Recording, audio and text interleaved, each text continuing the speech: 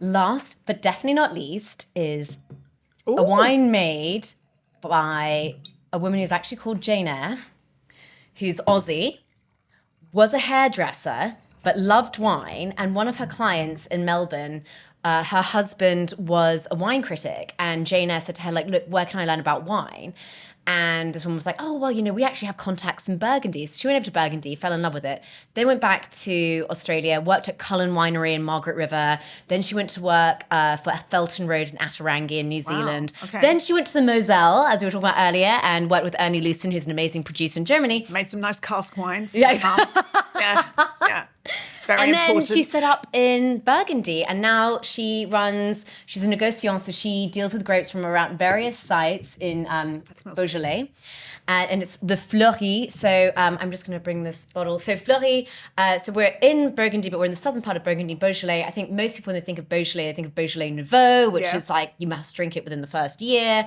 This is actually, as soon as you start getting into the Village and the cru levels, like Morgon or Fleurie, anything which as soon as it just like has a name on it as opposed to like Beaujolais Village, like you're suddenly getting into the top echelons. And Fleurie is generally known to be more structured, but perfumed too, because it's high altitude. So hopefully with this, you'll get, lovely kind of like floral perfume, violet perfume. And it's made from Gamay. It's not made from Pinot Noir, like what the majority of Burgundy produces. So Gamay is slightly softer than Pinot Noir. You get the fruitiness, not so much tannin, but hopefully, like, I know you like your juicy fruit. And I just love her story because she basically moved over in 2004 properly to Burgundy. Amazing. How old is she? Do we know? Now she must be in her late 40s, and she like went over in 2004, started making wine, and in 2021, she actually won the best negociant of Burgundy, which has never been awarded to a woman before.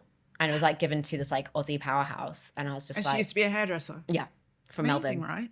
And I just love the Jane Eyre literary references. Like I know that you love your writing. I love that her name's Jane Eyre. Yeah. That's a bold move from the parents. I know. It's like, it really is, isn't it? It's like you give someone that name, they've got to do something. I know. So I just love like literary reference about that she's Aussie, the fact that she has like international success. She's come over from Aussie land and like doing that. And I think you'll enjoy this. I think.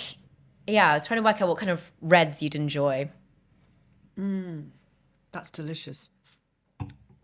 Yeah, the Fleurie. Yeah, I know, because it's Gamay. It's very similar to Pinot Noir. Like you do get that succulent, black, juicy kind of almost not quite coulis fruit, but then you get like a kind of licorice spice as well, and hedgerow spice, and which kind of Fleurie's I'm just going to agree with you because I'm so wine illiterate, but it's nice. But yeah, so like the last two wines, I should have said, the last two wines are imported by Liberty, but can be found by various online retailers, and all the wine information will be in the notes. Oh, good. This retails, it varies at the various online retailers.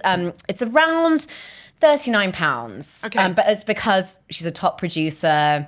It's in one of the top crus of Beaujolais.